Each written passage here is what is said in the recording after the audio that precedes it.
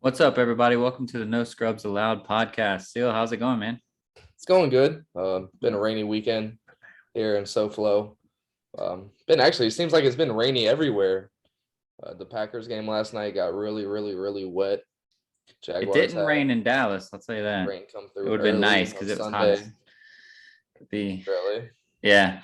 I guess we can start off Yeah, let's talking a start little with bit about Dallas. yeah, And let's start with your trip. Let's just talk about your trip a little bit to start out with. Shout out who all went. That's just like it's just question me I and have to Jake. ask. Just you Just and me and Pina. Jake. All right, Yeah. that's what's up. Shout out So to that. Shout out to the Austin FC team for having what I would say living in Florida. The food that I don't do club seating and stuff like that, so I don't get the Wagyu whatever. oh right. I don't get those choices. But y'all have, what is that stuff called? It Bao? was Bao, Is yeah. that And it just at a was regular concession stand? it was at an Asian concession stand, but yeah, it wasn't like a special thing. They had, you know how they'll have So like a special restaurant in the corner or something. yeah. But it wasn't like it was some like you have to haul off and get a good seat or anything. Yeah, it was just around the way. So they have little restaurant type things in it.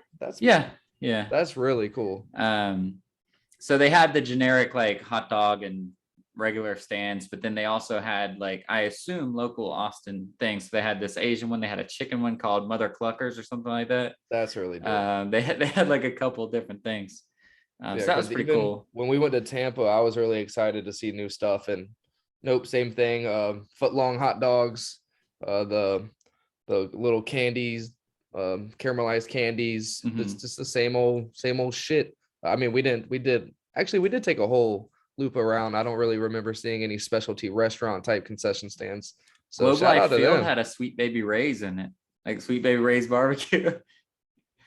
Oh my I got gosh. some brisket mac and cheese, dude. It was so Oh good. my It was gosh. so good, bro.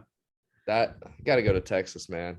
So we started in Austin to go to the Sounds so LAFC good. game, and the stadium was nice. It was nice. It was pretty. It was kind of small. The beers were cheap, which was awesome, but they also only served the little like 12-ounce cans. Oh, none And of I'm these like, guys? no, they didn't have those. So I was like, can I order more than two? And they were like, no. And I was Nope. like, this is They ridiculous. even let you get two. If they let you get two, Yeah, that's even yeah, they let you. that's Florida doesn't let you get two. I mean, nah, hit one. Well, it's two per person in California too. Um, and it's two per person of those tall boys in California, which is I guess it awesome. just has to do with, I don't know, underage shit. I don't Yeah. know, but yeah, I've never been able to go get two. Huh. But yeah, I was like Maybe now getting that I'm older and they don't think I'm a piece of shit right. I was little getting two, kid. and I was like, you got to let me like. There's 45 minutes that I am not going to be uh getting up at all. Like you're gonna Yeah. just give me two little 12 ounces, There but weren't people coming up around. I'm sure, but I don't know. That's cash only or something. Well, probably not anymore. Everybody's got those card Oh readers no, it's now. card only. Yeah, everything's card only. Oh, true. Everything in the NFL, at least right now, is Oh, card okay. only. Nothing is cash. Not even the lots. Go to lot J of the stadium, cash Oh, Ticketmaster, wow. $22 fees. Yeah. Huh. But yeah, so the game was really good. We barely won. I think it was 2-1, but it was again, it's always our B team. I want to say it's our B team, but it's our injured team, I guess. They continued on and they did their thing. Later on, they lost to Portland, but luckily I was not at that game. Then we went on to Dallas and we went to watch the Trastros play against the Rangers there at Globe Life Field. It was the newest field in baseball, and it is beautiful, man. It's so pretty. And it's crazy because it's right in the same, it's literally next door to Globe Life Stadium, which is their old stadium. So it's like legitimately, like if you were, this will only work for Seal, so I don't know why I'm saying it on the podcast. But if we lived at Jason's and that was where Globe Life Field was, Yeah. um, Grandma's would have been like Globe Life Stadium, and then Uncle Gerald's would have been AT&T Stadium. So like Oh, it's it's all I right was like, if there. they ever do an event at the same time, they all have to use the same parking and use everything. But it's cool because they're all together. So if you live close enough, you get to go see everything without a problem. Um, Well, I mean, and I feel like with some stuff like that, because I know in Jacksonville there's not multiple like big times, but we have the Jacksonville some jumbo fucking shrimp. Jumbo Shrimp, But they baby. were supposed to have a game last Sunday because the Jaguars were away for the first week. So they were supposed to have a game last Sunday at 4 o'clock or something, but because of Right. the Saints and Packers game going on and them all using the same parking lots as well as it seems like there, they had to reschedule the game because of everything going on. So Yeah, isn't that kind of crazy? And do they use the other thing for anything, or are they preparing to Right now, demolish it? no. We actually looked it up, and they're not using it at all. But they're talking about like a Division II soccer, like a USL soccer team, going to use it or something. But they'd have to wheel in some stands or something because a soccer field is not the same dimensions as a baseball stadium. So if you're sitting on one side, it would be like ridiculously out of the way. But and then they also said like Six Flags was going to use the stadium for their corporate offices. And I was like, that would be a travesty if Six Flags uses this shit for their corporate offices. What But would they do with the whole field? That'd be a cool little. That'd be a great office. they'd probably make like one of At those Six Google centers or Flags. whatever where they What have if they like put? something. Yeah, they can put something in it. What if they Because put like Six a little Flags is roller also right coaster? across the street. So the stadium is on Nolan Ryan Way, which makes sense. But the next cross street is Road to Six Flags is literally what it's called. It's not even like Six Flags Road. It's called like Road to Six Flags. So they're all in some big jumble. So there's just a shit ton of concrete out there in Arlington, making a lot of money. Yeah. And Arlington is far from Dallas. Like it's Dallas and Fort Worth and Arlington are all like in this little triangle thing. But I lived in Raleigh, and the Raleigh Durham Chapel Hill triangle is what I like have in my head. The Durham Bulls. I love the little bat dog. Yeah. And the Dallas Fort Worth triangle is way bigger. We were on a train going from Dallas to the airport, which is about halfway, and the train ride was like an hour and 15 minutes. And I was like, what is this? If I went because I used to live in Chapel Hill, and I was like, I had to work in Raleigh. If it would have been that far, I would have not a chance. But it was fun. The other day, Friday, we went to the bar and just watched UCF, and we'll talk about the game later, but we watched UCF, and that was obviously rough. And then Jake got kicked out of a bar. Well, not allowed to enter a bar. And then we went to a different intoxicated, bar. I'm guessing. Well, he was, and Jake's a lightweight. He's and not skinny, I don't want people listening. He's not too intoxicated where like Travis was like, "Come on, bro, rally it up." No, yeah, I didn't have to carry him or do anything. But so we went to like this speakeasy thing, and this is like a 95-pound, like little skinny guy. But we went to this speakeasy thing, and the entrance was ground level, but the bar was up a huge, probably 20 steps worth of a flight of steps. So we go up this steps, and we had already been drinking for the whole game. We go up these steps, and the guy's like, "Hey, can I see your IDs?" So I pull out my ID, and Jake goes to like pull out his ID and just kind of like does the like has to reset his steps. And the guy was like, "Nah, I can't let you in. You wobbled." And so then Jake gets pissed. He's like, "I wobbled?"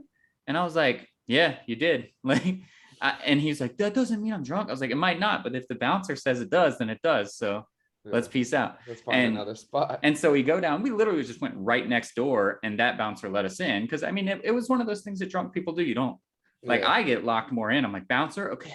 Yeah. And then I get back to wobbling. But so we go in. But the whole night he was just arguing with me, arguing with the new bartender. He's like, "Am I wobbling?" And he'd like, and I'm like, "Dude, shut up." So then he eventually went back to the other bar. Right. Gets let into the other bar. I didn't go with him, so I don't know what all happened. But he got let back into the other bar, and then left after drinking one drink. Come back to brag that he got let in the bar, and was like, "I got let in that bar, so I'm gonna go back." And I was like, "All right, well, I'm still not going. I like this bar." And so he goes, and then he didn't let in again. They didn't let him in the third time. So he was pretty pissed. So Friday night was pretty fun. Oh, peanut. It was a good time. It was a really good time. But Dallas is a fun city. It was hot. It was dry. We walked everywhere, and my legs were killing me. My back was killing me. But all in all, it was a really fun time. So shout out to Dallas and Austin for doing it. I'm happy for you. And a little bit on the North Carolina tip while we're there, kind of to intersect this. Shout out to JJ Redick, who is officially retiring from the NBA. I was in the NBA for 15 years. Had a hell of a run. Missed the playoffs one time. Thanks a lot, fucking Zion. It's your fucking fault. But yeah, so shout out to him. Shout out to JJ. A lot of these news outlets are saying abruptly. The dude's 37 years old. He's not abruptly ending it. He's just seeing that there's not a lot of teams who just want a pure shooter. And if they do, they don't want a 6'5" guy. They want you to be like 6'7", 6'8" that can guard multiple positions in the playoffs. And he's just not there anymore. So spend time with the kids. Do your podcast, the Old Man from 3 podcast. That's a great title for him. Yeah, that's awesome. So that's where he kind of talked about it. He put a formal announcement on his Instagram or Twitter or whatever the hell social media Kids platform use he these used. days. Yeah, but shout out to him. That was awesome. But yeah, actually, I went on a little first post I've ever done on Instagram, not ever, but in like a year. First post of 2021, first post since quarantine, probably. I don't Wasn't it remember about last time. some Jaguars guy wanting to You leave? saw it? I did. Yeah, this friggin' scrub, Jaheed Ward, I think is his name, doesn't do anything. He has like 2 tackles over the first 2 games. He's a scrub and a half. I don't know why he got rostered, but he's sitting here liking all these Ravens players posts and commenting like I'll be back, fam. Like it's Ravens for life. And then fans are commenting like after this year come back, and he's like shaking on shake on it. Like, get the hell out of here, bro. Go now. We'll get a fucking sixth, Yeah, seventh right. round pick for your scrub ass. So I had to take a couple screenshots, send him a DM, take a screenshot of that, let the Jags know how I felt. And apparently today, a lot of people were not happy with him. So he put out a formal apology on Twitter. Get the Nice. fuck out of here. I don't care about you and your apology. Right. Run win sprints until you're out of here. But yeah, it's been a fun weekend for me, for you. Mhm. It's been great. I'm ready for another great week of football. Hopefully it'll be a lot more exciting all the way around for me. I sucked in fantasy Right. football. The Gators lost, UCF lost, Jaguars lost. So hopefully we can rebound from that, man. But yeah, let's start talking about some foosballs. Yeah, it's funny because real quick before that, I was looking for stuff that weren't football related so that we could try to do something. And all up until today, there was like nothing was popping up. And then what did pop up today is another guy that's going to have to do wind sprints to the airport, and that is Ben Simmons. Because I don't even think anybody's going to volunteer to drive this man to the airport. So what do you think about Ben Simmons? Officially said he's not coming back. He's not going to report to camp. He's not going to play with the 76ers. He does not care. What do you think this does for the team? I mean, now they have to find a trade, and it's obviously going to hurt their value. Yeah, that team is in the wins, I think, unless they're able to pull out something for him. I don't think John Wall. I think I touched on John Wall going there. Mm-hmm. I don't think that's enough of a catapult to get you to where you want to be, making the Eastern Conference Finals, going for a finals with Embiid, with Tobias, with the people that you have. I don't see that as too much of a fit to get you there. They're going to need a couple extra players if they're getting rid of Ben. They're going to need 2 good guys to replace him. He's just a really good player, can't shoot, but at the end of the day, he really helped out that offense flow, and he was the best defender outside of Joel Embiid on that team by far. So yeah, that's a big hole to fill, and I think it's going to take 2 guys, a really good, like not John Wall, Reggie, like a John Wall, or even De'Aaron Fox, like get a young, really good point guard that might be able to fill the holes wise. But defensively, they're fucked. They've already been fucked, but they're even more fucked now. But I don't like the way he said that. If I'm the Sixers organization, I'm waiting. I'm not giving you your wish right off rip just because of how shitty you voiced your opinions. You wanted to wait to come out so late. You could have said stuff when people were making trades and deals and stuff a couple months ago before the shutdown and kind of R&R time of the basketball off season. It's just, that was a shitty way to handle it, shitty way to come out and say it to the public. So if I'm them, you can sit a couple games. We'll let you sit around and do nothing for a month and a half. I think Ben would be happy sitting around doing nothing for a month and a half, though. That's the problem. I don't know, man. He did it with LSU. He sat around for the whole tournament. It was if he's a competitor and he really loves the game of basketball, he's going to want to get with a new team and start trying to figure out how to win. He's not going to. I don't think he does. I don't think he gives a shit about any of those things. Like that's how I feel about AD. Like I think AD just knows he's really good at basketball and he can make a lot of money. And if he wins rings, that's cool. But AD just didn't give a fuck. Like he would rather not play basketball. Too, I could never. If you're paying me to play basketball, I'm gonna get on that court every fucking day. Oh yeah, me too. I don't want to be there. Me too. But yeah, Ben Simmons, I think he just wants to date celebrities and hang out in America and have a good time. Hey, and if that's what you want to do, that's awesome. But he's made enough money to do that. I saw a meme. It was like maybe Booker will let Ben hold his girl for a little bit to show him how to become a star.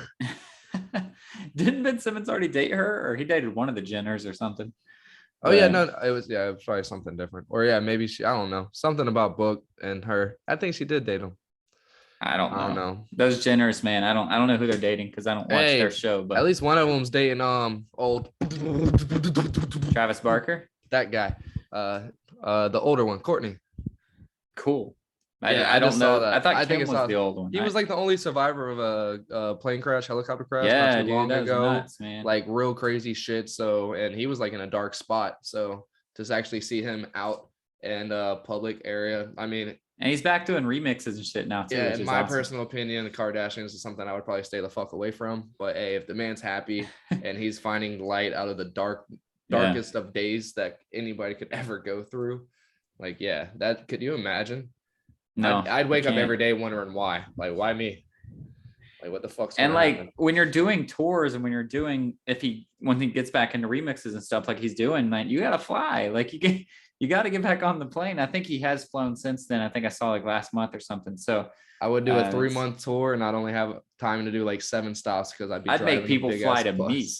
I'd be like All right, Kanye. I'd be like, this is the stadium I'm doing it. If you buy a ticket, you get a plane like flight with it, and the tickets would just be jacked up in price. And I'm like, you get a flight with it. You come We're to getting me. all off sports, but did you hear any of the Donda album at all? No, I saw that it existed. I didn't really listen to all of them. I kind of teeter-totter through like 5 or 6 of them. If I paid that much money to go to arena and stand there and watch him and listen to that ass of an album, I would have been so mad. What's the other one called? Didn't he do like 2 albums? I think it's just no Donda. Donda's the only thing he's had in forever. Donda was supposed to come out forever ago. True. But yeah, the whole first thing is called the Donda chant. It's just like Donda, Donda, Donda. Because he's an artist, bro. He's not a musician anymore. You know how long it took him? He was like, right there, put it there, Donda. And again. And he just sitting there pressing the button, Donda. Probably, yeah. Hey, I'm sure people are going to be saying that for a long time. It's going to be on Instagram, TikTok videos and shit. But anyway, let's go ahead and get back to sports. And we can shift into football now. I was like, we have to have at least one topic. And luckily you pulled some other topics out as well. But we're looking at football. And I wanted to start with the pros because we always do our predictions on the football or the college football. But another week of another kind of topsy-turvy thing. None of the favorites look like favorites except Tampa Bay. But Tampa Bay played the Falcons, so I wasn't super surprised. But we can start there, I guess. Gronkowski 3 touchdowns, Tom Brady 5 touchdowns. Tom Brady has the most touchdowns through 2 games that he's ever had in his life, even over the 16-0 Patriots from before. Is this another crazy stat? This is another stat. That's an amazing stat. He is, I think, 16 touchdowns away. What is he, 43? 44? Like yeah. So he got in the league he started at the age of 24. He got in the league at 23, started at the age of 24. So he had 6 years in his 20s. He's only had 3 years in his 40s.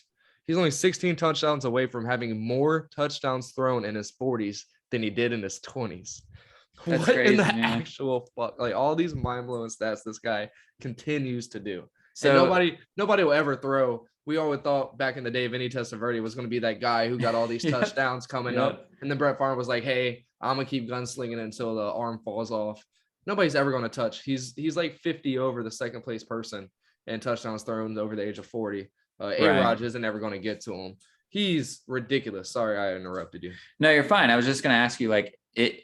And it's a stupid question and it's a talking head question, but it's a real question. He's got the most talented team around him. So could this be the greatest year ever of Tom Brady in year 22 or whatever it is? Yes, absolutely. In years past for a good 13 years, it was run the ball, pass off the run, run the ball, pass off the run. They would always force feed people. Back in the day, you actually knew who New England Patriot running backs were because of how much they would run the ball. And now it's more so of a passing game, and he's going to benefit off of that. You have 2 really good running backs and Ronald Jones and Leonard Fournette, and they're only touching the ball 17 times for runs a game. He's throwing the ball. Throwing to Fournette a lot more now, which is awesome. He threw the ball 36 times, 17, 36 on a game that they didn't really need too many touchdowns. I mean, Atlanta tried to make it a game. They got a good young core there in Atlanta with some of their weapons. Cordell Patterson isn't that young, but he's he's amazing. Well, And I they're like how they're using him starting in to. different ways now too. It's crazy. Yeah, that's my waiver wire pickup this week. I I'm have hoping to it get. set as a, which you guys will hear already, so I can say it. But yeah, I have it set as a ready to go tomorrow morning. Yeah, I hope I get him. I don't have him in the second league. I don't care about the second league. But yeah, that first league, I need his ass as a running back slot. But yeah, because he's I'm in really. both too. You can put him in both. Oh no, on ESPN. Oh, It's on a Yahoo, running which back. is where I'm trying to get him. He's set up as a wide receiver. I don't know why they don't do that on ESPN. I don't know, but it's awesome. They used to do it. They don't anymore. He's gonna be a Or bye week maybe fill maybe like it was crazy, Yahoo bro. that I did. But yeah. But yeah, he's going to continue to do great things. And in the division he's in, he's not seeing like the same shitty teams, but none of the defenses besides the Saints are really too much trouble. So there's going to be 2 games in the year he's going to be able to put up numbers against Carolina and Atlanta. So, or 4 games out of the year where he's going to be able to do good things. And then there's the Saints games where, I mean, who are the Saints? Maybe he is going to be able to put up 1,000 points. I'm telling you, the Saints were not good. I told you guys it's Jameis Winston. So he's yeah, gonna be Jameis.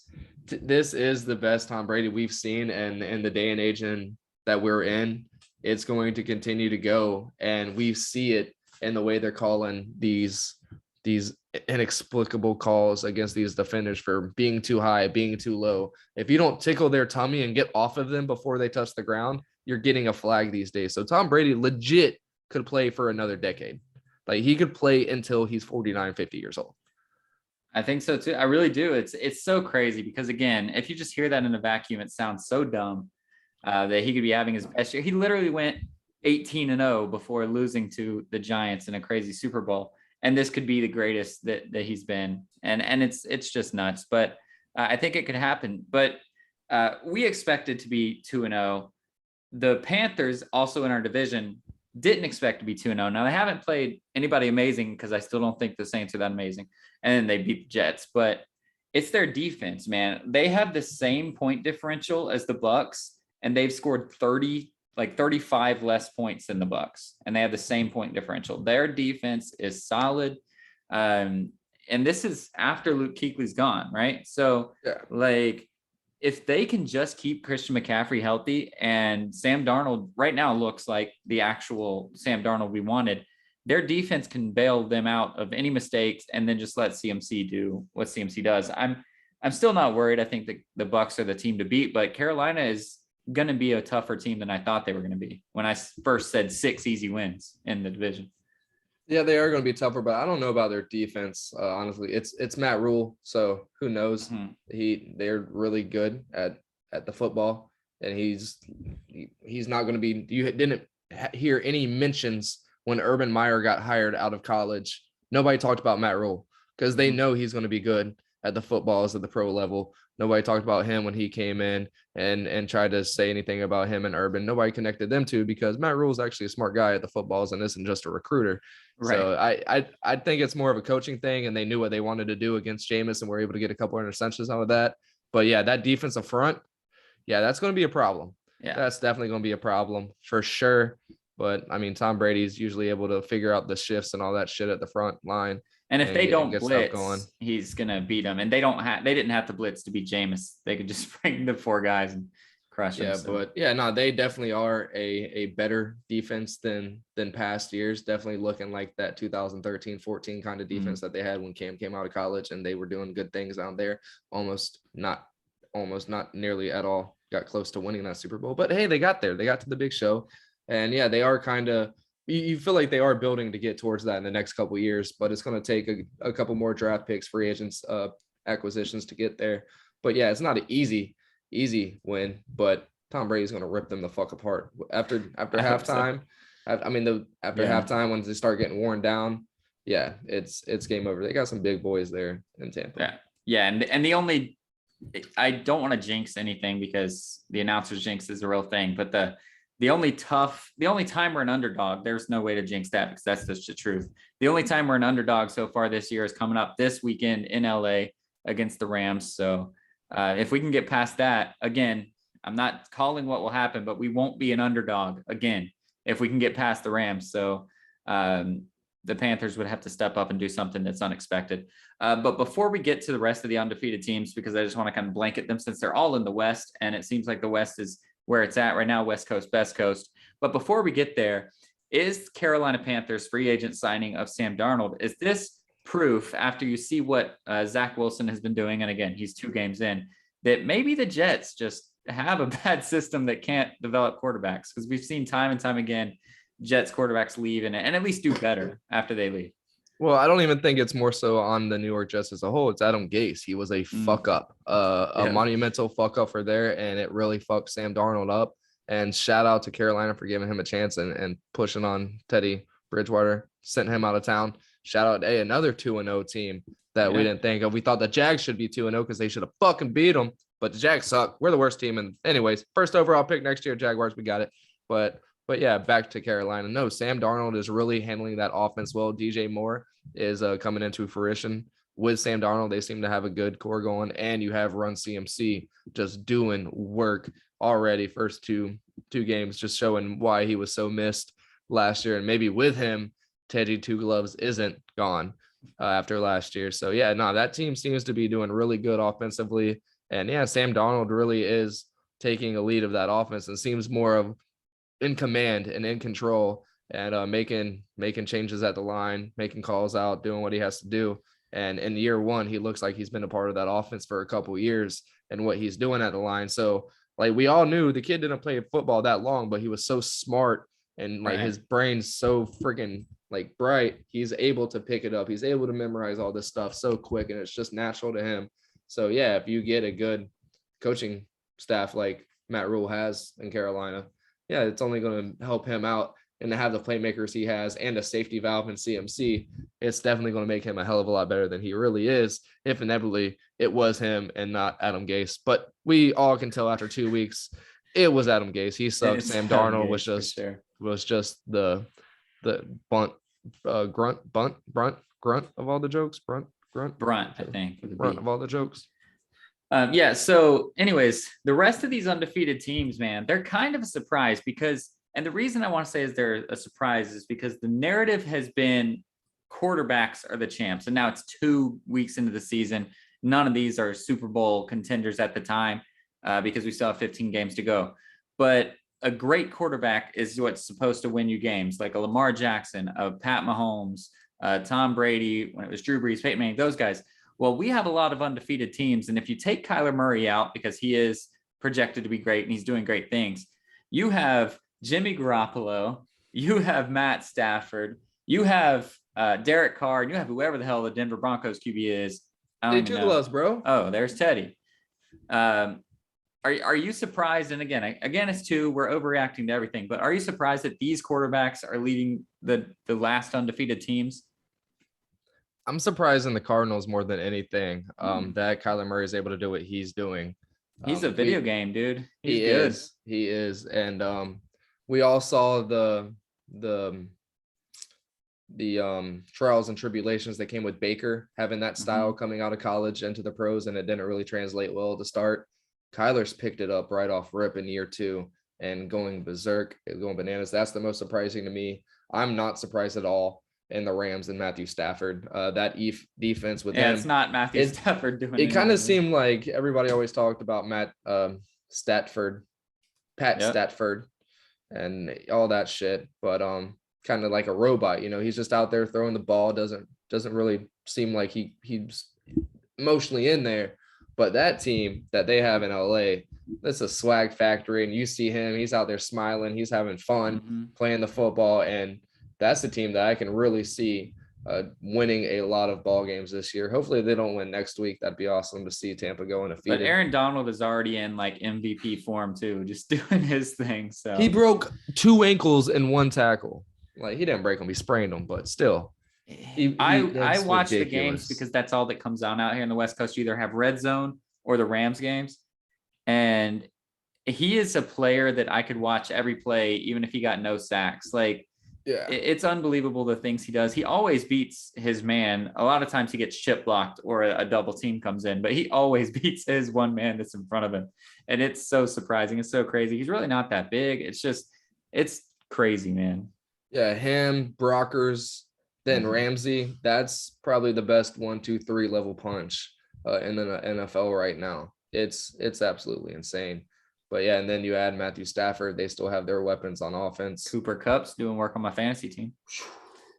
Not mine. He got my ass beat last week by fucking 15 points. But anyways, yeah, no, that's probably the most exciting or most not exciting. What am I trying to think? Why am I losing my words right now? I don't know. Surprising, same kind of shit. I suck. Is the Arizona Cardinals and probably Yeah. the Broncos, just because we should have beat them. We should be 2-0 right now. The Broncos looked good in week 1, dominated. Looked pretty good in week 2, but yeah, they didn't really like make you guys look like that 0-17 Jags team that a lot of bettors think you were or will be again or whatever. Yeah, and Houston, dude, Houston. Shout out to Tyrod. He could be the best bad luck quarterback Yeah. of all time. They looked like they definitely maybe had a chance to beat the Browns there for maybe a couple seconds of that game. What's funny is now it looks like they were the smart ones by saying, "Fuck you, Deshaun. We're not trading you. we're fine. You go do your thing." And Yeah. that's hilarious to me because, well, if he gets known to be guilty, I don't want to speak out of turn, but that would be hilarious because it's like, you didn't get anything that you wanted, bro. Yeah. And we're going to be better without you. So, yeah, that's awesome. Yeah, that would be cool. But I mean, no, I'm not really surprised about any of these 2-0 teams, really, besides those two, just because it's Teddy Two Gloves and it's Kyler Murray. Those teams are really good. Obviously, they are good on both sides of the ball. They have playmakers. Jerry Judy's out for a while. Sutton really came and did his thing and helped out. Yeah. But yeah, these are two teams that are really good and are able to get help of playing a couple of shitty teams as well. Well, we didn't even talk about the Vegas Raiders, who aren't playing shitty teams. They're just playing really well. Yeah, and, they getting some close wins, but some good wins. Derek Carr really looks good this year. He really. I know. I still don't know how, but Rager is good. Or Ruggs, whichever guy. Henry Ruggs. You're thinking of Jalen Rager for the Eagles. Eagles Henry Ruggs is good. It doesn't look like there's going to be too many bad football teams this year. It looks like there's going to be 3 or 4 teams fighting for the bottom of it, and every other team maybe is going to have 4 or 5 more wins than them 3. Yeah, it's funny because I was about to just say, like, we didn't, in your eyes, really in my eyes either, except maybe the Broncos, but we didn't really have any surprising 2-0 teams. We didn't really have any surprising 0-2 teams either. And obviously, like, you're always high on the Jags. The Jags are doing their thing. But when you have the number 1 overall pick, you're not expected to flip the script immediately. So you have like the Jets, the Jags, the Colts, the Giants, the Vikings, the Lions, and the Falcons are winless. And it's like none of those jumped off the page. We knew they were all going to be bad. Maybe you thought Dalvin Cook was going to win a few games, and he might, but I'm not surprised by any of those teams. And I think along with you, I think there could be a race by 3-4 teams, and then everybody else is way ahead of them on another tier. So yes, yeah, I really feel like we're going to have a lot of good football this year. A lot of 1-1 teams, and I feel like we're going to have a lot of 500 teams this year. Right. A lot of teams finding ways to win. Hopefully that doesn't mean these potential undefeated teams like the Rams, like the Bucks might get knocked off here. Chiefs already got knocked off. Yeah, exactly. And they kind of shot themselves in the foot and kept giving Lamar chance after chance after chance to get back in that football game. Looked like it was going to be the Chiefs early. Didn't end up that way. But yeah, shout out to football, man. We're definitely back. Nothing really surprising, nothing too big to talk about right now. It's just I'm happy football's back. And yeah, Aaron Rodgers looks great. They're back. We knew he would be, man. Like all these people that jumped right out, and I said it too. I said it looks like he doesn't care, but the man doesn't want to lose games. And he came out and he proved us all wrong, including myself. Like I said, I said he needs to bounce back. I didn't know that he would, and of course he did. There is one story. I haven't really looked up what's going on with him. Andy Dalton got hurt in last week's game. Justin Fields had to come out. Yeah, but we decided injuries don't count for your thing, right? Yeah, they don't. All the rookies are in. Yeah, and Trey Lance is except Trey Lance. Trey Lance is not going to get in. Jimmy G is holding that team down. They're not playing bad, so I feel like they're either going to have to go on a 3 or 4 game skid, or Jimmy G is going to have. Well, and Trey Lance gets packages too, so it's not like he's just chilling on the bench. He didn't last week. Oh, true. He didn't get a single snap last week. Didn't get in the game not 1 second. So, he might get a couple packages. They're going to put him in at running back here in a second, since I don't think they have anybody, and the Baltimore Ravens already took all the ones earlier. Yeah. They were Yeah. there. The So- Baltimore looks like that greedy ass fantasy owner that just gets everybody that people will need to get a trade off of. Yeah, but now, I mean, Mostert's hurt for San Francisco. Sermon's hurt for San Francisco. That Williams guy or whatever his name is hurt. And Mitchell Uh, doesn't seem to be what he yeah. was last week. So He came back. He got hurt, but then came back. So Oh, he he's did? playing hurt is why, but he's the only one that got left. So, Okay. But what were you saying before that? I don't even remember. Just Oh, ma- oh that's the yeah, only big Justin story. Fields. Justin Yeah, Fields coming and in. Chicago doesn't look like a bad team. It looked like they had a shitty defense after week 1. Coming into week 2, they didn't play bad at all. I don't even And know Andy what, Dalton hasn't played bad either. You know, he was 9 for 13 for like a touchdown last game. And Justin he went, Fields. he went 9 does for okay. 11, 56 yards, Yeah. touchdown. Justin Fields threw an interception, got sacked twice, almost gave up the game. But yeah, they ended up coming in to win that game. Yeah, and it's just like he was hurt, but Matt Nagy said in the post game that he doesn't know how he is. Yeah. So I don't know if he's going to be hurt or not, but I know that Justin Fields is getting first team reps now, which we don't know if he was already, probably, but he's definitely getting first team reps now. So we're getting closer and closer to the Fields revolution. And honestly, I mean, everybody's 1-1 in that division, I think, except, actually, I guess it's just Green Bay and Chicago, but whatever. It's going to be Green Bay and Chicago as always. Justin Fields could flip this thing, man, and become the rookie that leads his team, because the other rookies don't look like that's going to happen.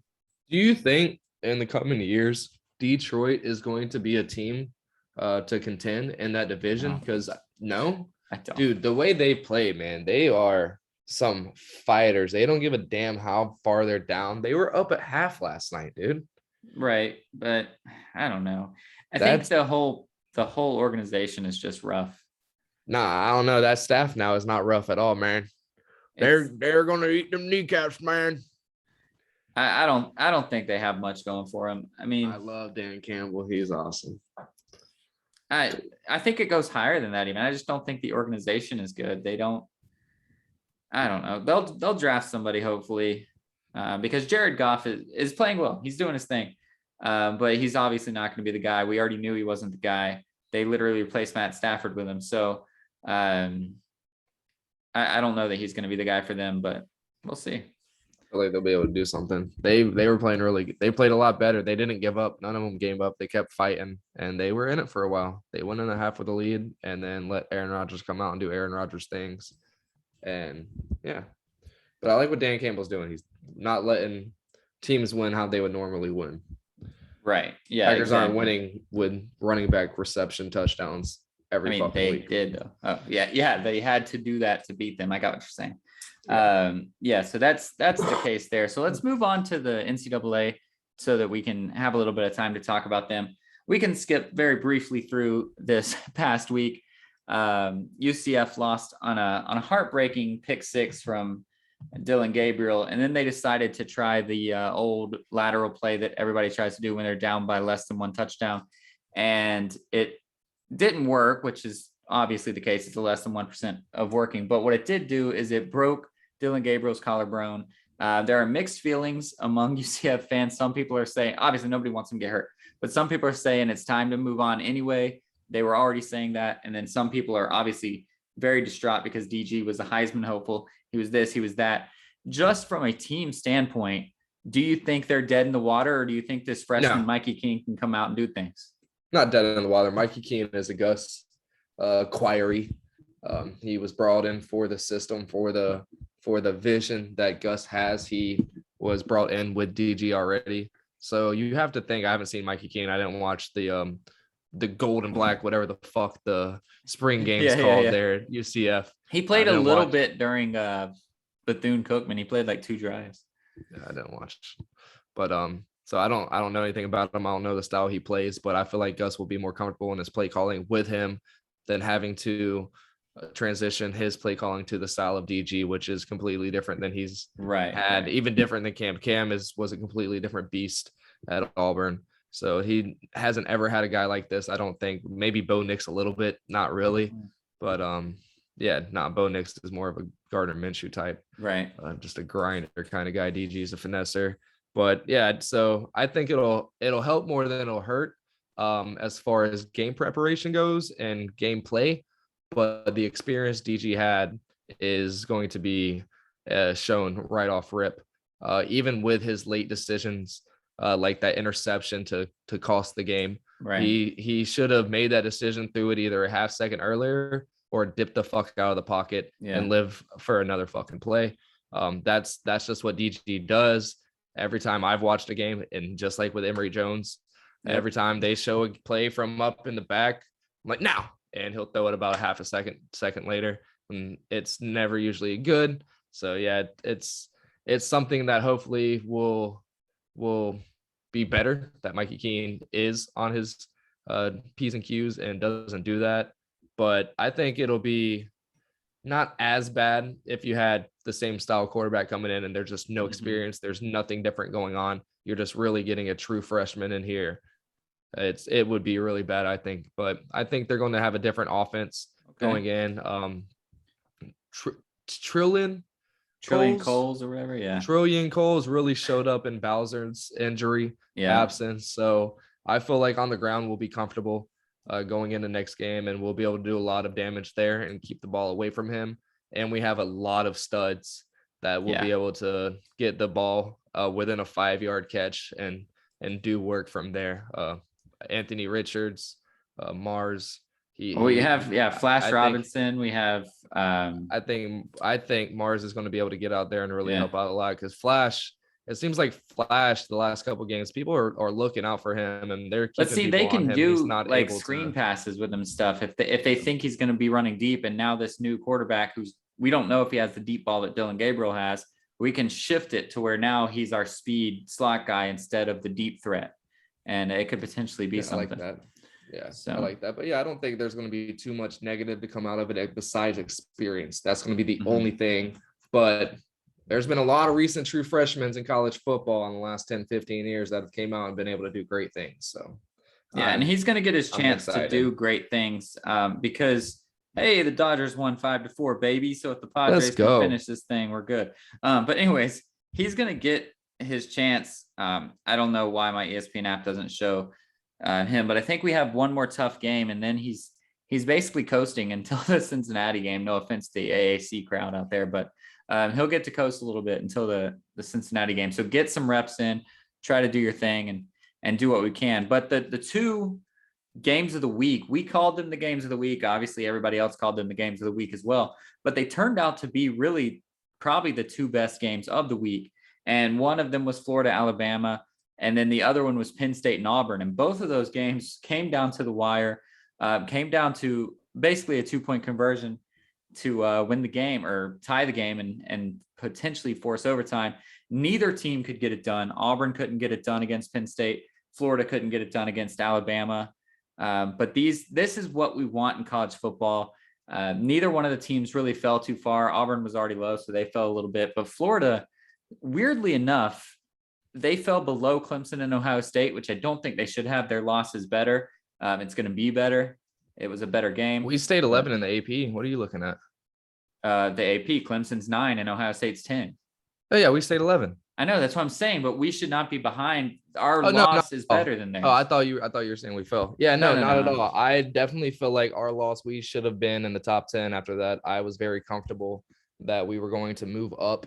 And I was pissed off. I haven't looked at the standings. I don't know who's above or below us and all that shit. I just know that I'm not happy with 11. I thought we should have been the top one-loss team, and Clemson still is. So after that shit show that they put up against Georgia Tech, I don't understand. No, I would love to see Clemson right now. We'd fucking smoke their ass. Even with Emory Jones in the game, he came out and actually was able to handle that offense and didn't give up too many fuck ups. And I mean, he inevitably gave up enough. It wasn't really his fault. That extra point at the beginning really fucked us. There we had to go for 2 when we should have just been kicking a field goal. The go for 2, like, honestly, I just think he made the wrong call. I think he held it too long. You either got to pull it out. He should have pulled it out and just ran left and been clean as a whistle. But even if you're not going to, you got to let the guy man. They were going at half speed for way too long. Yep. And that's a problem. But if he would have pulled it and ran left, I don't think there was a single guy that could. And I think that's what he was. They might have been fighting and tugging for it, and he just couldn't get to it and wouldn't give it up. But at that point in time, if he has his reps and you can't get it, you fucking let go and start pushing, boy. Yep. You get behind him and just go. Ass. But yeah, and then afterwards I saw they flipped the camera. He was talking to the running back. Like, shut the fuck up. That was your fault. You tried too much. You thought Well, you had maybe he was talking to the running back saying like, I was trying to pull it out or something, eh, who knows, but still at that point, it was in my lap. What do you want me to yeah, do? Not do it and we lose the ball. right. So, but yeah, you could see that Emory Jones's hands were locked in and kind of stuck in the cradle basket. But Yeah. it was bad to watch. It was ugly to watch there at the end. But hey, that's Gator football sometimes. But once Man. we got our heads on, after it was 21-3, we got our heads on, we figured out how to play football. We showed that we can be better than any team out there. And And our defense, man, looked yeah, our really defense good. was locked in. 3 straight 3-and-outs. Bryce Young still looks good though. He's a talented young man, Oh, yeah. and that's going to be another just Alabama running out on people. But Georgia looks really good. We look really good. It's all, as always, the SEC East is going to come down to that matchup because I'm not worried about Josh Heupel. I'm not worried about Tennessee. He called us out after the game.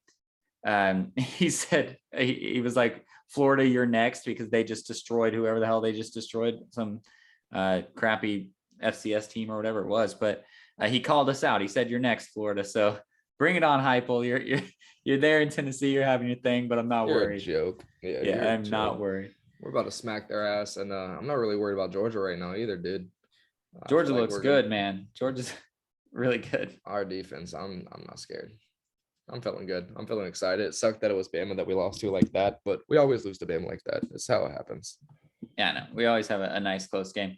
But let's talk a little bit about the game. So just real quick, neither one of us are worried about Florida, and we both hope that UCF can jump on the right side of the tracks again with Mikey Keene. But there aren't a lot of huge games. There's going to be a stretch upset pick. Seal, I think, is 2-0 in the upsets right now.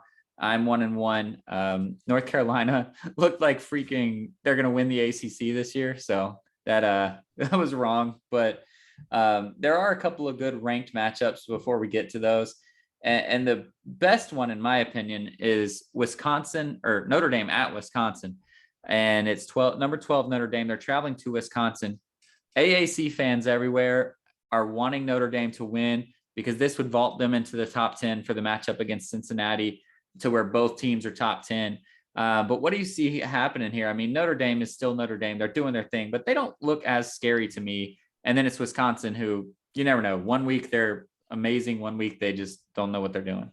Yeah, and Wisconsin's actually favored in this one, but I feel like it's more so because they're at home. Right. But yeah, and because you don't really know right now what Notre Dame is either. They're not terrifying. You're used to getting punched in the throat by them, and they just keep punching you in the throat no matter how much you ask for air. And that's not the case right now. It seems like they let up their grip a little bit every once in a while, give up a lot of big plays, and have to come back and catch up and figure out a way to win the game at the end. And you're not going to be able to do that against Wisconsin. And that stadium there, them fans are rowdy. It's going to be loud, and it's going to be hard to come back if you give yourself a big deficit. But no, I think Notre Dame is going to be able to come out and win this game. Their offense is pretty high powered, and they'll be able to steal it from a Wisconsin team that I don't think can score 40 points. Yeah, I think it's going to be the opposite of what you said Notre Dame normally does, where they might get smacked in the mouth and find a way to come back. I think they're going to smack Wisconsin in the mouth.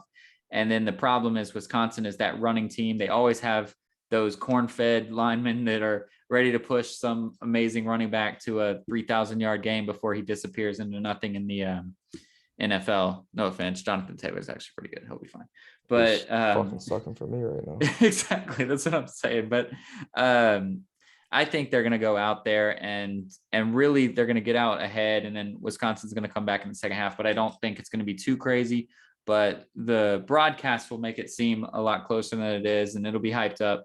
But the higher team being on the road is always a fun thing to do. But I think with you, Notre Dame will win. But the other one that I think is not even going to be a close matchup, and there's a reason that it's the 12:30 matchup. It's not prime time or anything like that. And that's Texas A&M traveling to kind of the surprising 3-0 Arkansas. Arkansas has looked really good. They've done some things, but they have vaulted up the rankings. They're 16th now, and when they should be probably like 22 to 25, in my opinion. But when you're a 3-0 SEC team, you're going to jump up. but I think Texas A&M is actually good. Like they are a team that will challenge Alabama for that West crown and challenge for the whole shebang. And I think Texas A&M is going to go out and just run all over Arkansas. I honestly don't even think it'll be a close game. People will be turning it off at the end of the third quarter. You don't think? I think it's gonna be a close game, for sure. But I don't know. I think Texas A&M is gonna win. Yeah, they I definitely mean, have it's good at Jerry quarterback. World, so like Arkansas doesn't even get it's the home team, but they're at Jerry World, so Yeah, it's. I don't think it's gonna be a blowout. I think Texas A&M is gonna win, but Arkansas just seems to be a really good team this year as well on both sides of the ball. And yeah, I mean, we'll see. It's definitely gonna. It definitely has that classic SEC feel yeah. to it.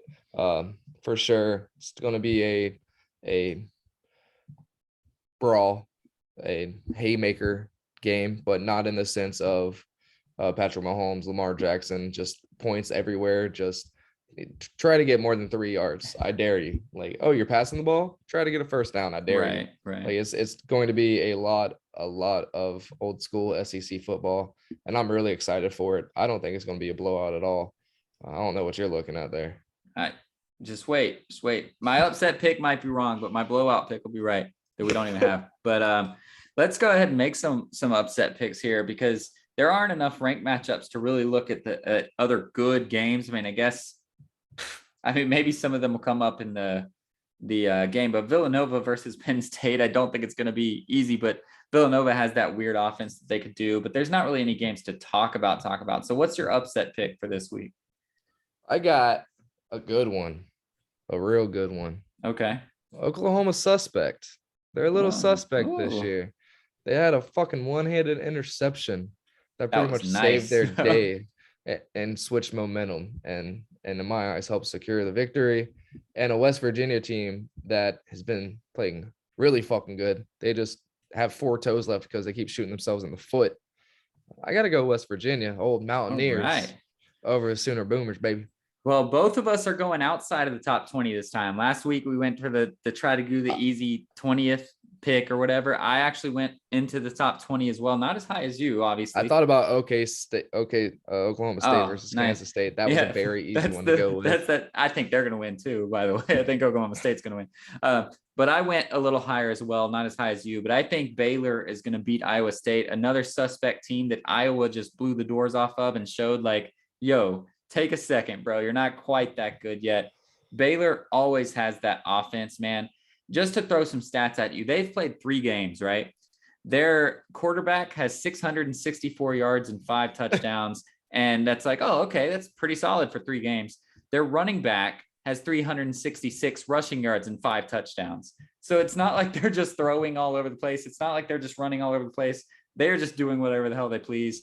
And that's what Big 12 football is all about. All offense, all gas, no breaks. That's what they do. And that's what Baylor's going to do to Iowa State. And I think they're really going to win kind of handily. I know that Iowa State is a 7-point favorite, but I'd put it probably 6 or 7 the other way in my brain. So that's my upset pick. Yeah. I'm a 16.5 point underdog. Well, yeah. Oklahoma. And Spencer Rattler has not really surprised or impressed me too much. Let's talk a little bit about that. So it's 3 weeks in. But the Heisman favorites have not really been favorites. Obviously, Alabama's still 3-0. But Spencer Rattler hasn't looked that amazing. Who's the guy for Georgia? Isn't their quarterback supposed to be something? And he hasn't done anything. JT Daniels. He hasn't done anything really. So do you have anyone that you'd like to shout out and say, hey, keep an eye on this guy. He might be something. Yeah, let's get Anthony Richardson on the fucking field and see what he can do, and Yeah, maybe okay. see if we can get his ass up there as a Heisman hopeful. What he's been able to do. So just so people, non-Gator fans, can understand, Emory Jones before the start of last game, because Anthony Richardson was hurt and Dan came out before the game saying if Emory gets hurt, that's the only time you're going to say Anthony Richardson's. We're not drawing up any packages. He's not coming to the game for nothing except an injury. He played almost, I think it was 85 to 90 something snaps less than Emory Jones and had more touchdowns, more yards. It was just ridiculous. And 85 in only 2 games, 85 less snaps. So probably 20% of playing time compared to 80%, and had more yards, more touchdowns. This guy is dynamic. He can throw the ball, he can run the ball, and he makes really good decisions while playing. He reminds me of Cam Newton, who didn't steal laptops. coming out as a freshman, actually doing work and staying with the Gators. Hopefully he doesn't mess up. But yeah, if we're able to get him in starting, he could easily open up and run away with it because there's not really anybody. Bryce Jones might be coming in to be the favorite if these guys keep putting up subpar performances and Bryce Jones keeps coming out with a victory every week and Yeah. putting up decent numbers And he as still well, gets not putting up touchdowns, yeah, just interceptions. 'cause Yeah. he's Alabama. So he could definitely come out, but it's going to be out of the SEC now. And it's not going to be anybody from Georgia. It's going to be Bryce Jones. And if Anthony Richardson could get 9 games under his belt, so coming in after this week, we'll be good to go. Well, I don't think it's going to have a conference affiliation at all, but it's going to take a lot of ranked wins. And that's Notre Dame's quarterback, Jack Cohn. This guy, again, they've had a couple of close games, so he's had Heisman moments. Now it was against Toledo. It was against Purdue. It was against Florida State, who clearly is not going to be the guy. But if they can start getting into their tough schedule, beat a ranked Wisconsin team, a ranked Cincinnati team, probably going to be a ranked UNC team, and really be playing these better teams, and he's still putting up the numbers and the close wins and the big games that he's having, I can see him winning. Now, the only scary part there is I don't know that Notre Dame's going to go undefeated. But if they do, if they go undefeated, if they make that postseason with this guy, it'll be a surprise, and it'll be all because of him. So I would say keep your eyes on him because we know it's going to be a quarterback. No offense to all these great running backs, but it's going to be a quarterback. And the only other guy I think that could do it is Ohio State's quarterback, but they already got that loss.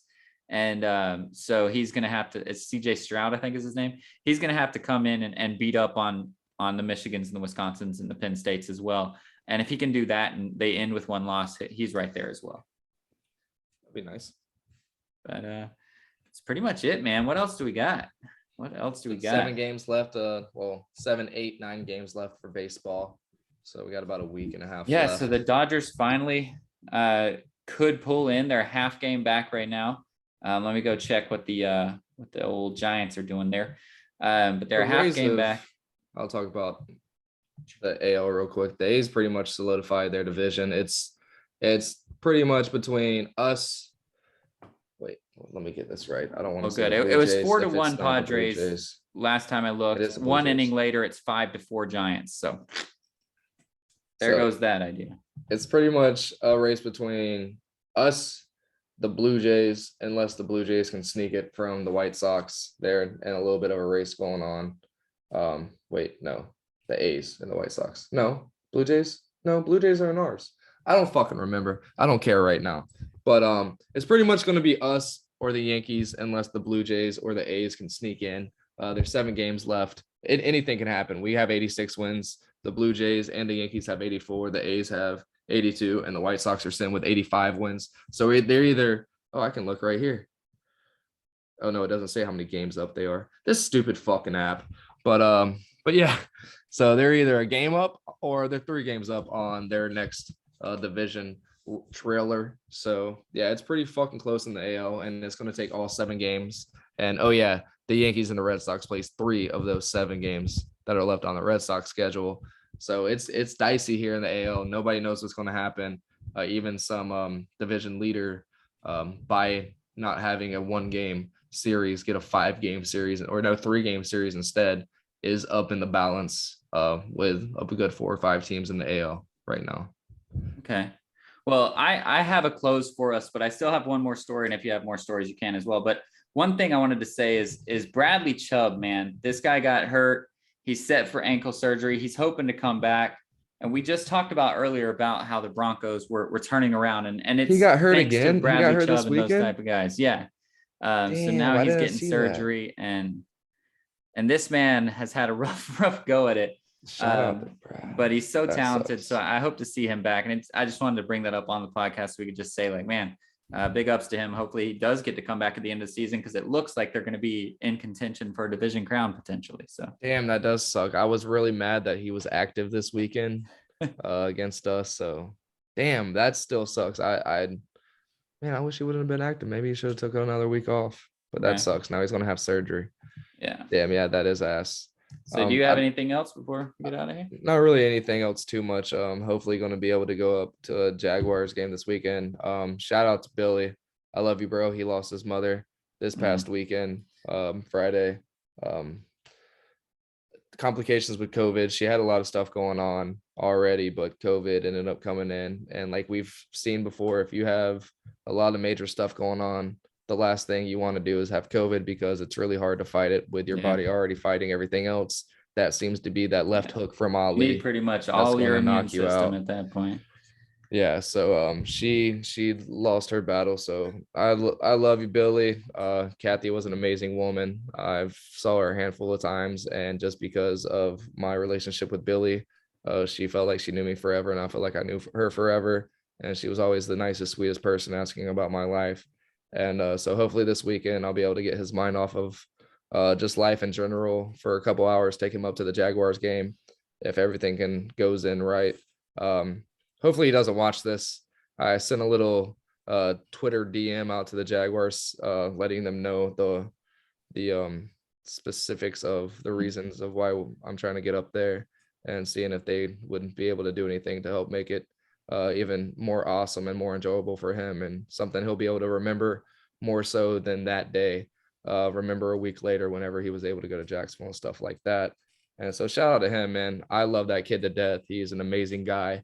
Has been through a lot in his childhood, and for this to happen, it sucks. And as somebody who's got used to it at a fairly young age of adulthood, at 18, I lost my dad and my grandma. Um, I was able to kind of hit it head on and brush it off, but that's something you don't want to do. That'll definitely cause you being 30 years old crying at your dad's Yeah. gravestone. Don't want to brush it off. You want to deal with it. You want to accept it. But that's the hardest thing about life, is accepting death, and it happens to everybody. And I don't wish it upon anybody, even though everybody's going to have to deal with it. And I just love that kid so much. And I hope he gets better. I hope he's able to come out of this a way better man than I was from my dad and my grandma, because that shit fucked me up. And I'm trying to do what I can to make his times happier. Well, for sure. And that actually leads into my ending. So that's really amazing. So going along with like in the light world, like the Bradley Chubbs getting injured, but then your friend there and what happened, the founder of the Raiders Black Hole fan section passed away as well. And then a city that is just continually in the dumps. They had to play week 1 in Jacksonville. Their roof caught on fire there in New Orleans at the Superdome. They were trying to paint it. Yeah, and I don't that's what understand really, that. That's what really sparked my wanting to say this, and it's just a kind of a themed ending for keeping your head up. And you're going to go through these things, just like Sil said. It's going to happen. You don't want it to happen to anybody, but it's going to happen to everybody. So you just got to keep your head up. It's not all good and happy. We talked a little bit ago about the Olympians being very happy that they're living their dream, but it's not always going to be living the dream. You're going to hit those hard times. You're going to hit those hard times as a person. You're going to hit those hard times as a fan section. You're going to hit those hard times as an entire city.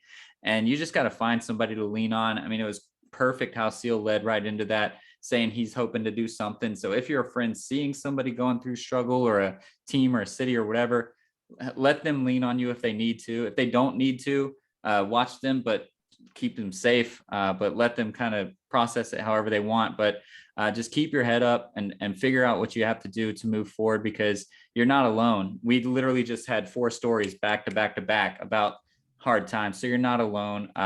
Just keep pushing, keep your head up, keep fighting, and you will get back to those stories like we had about living your dreams. It's going to come back. And as always, be a stud, not a scrub.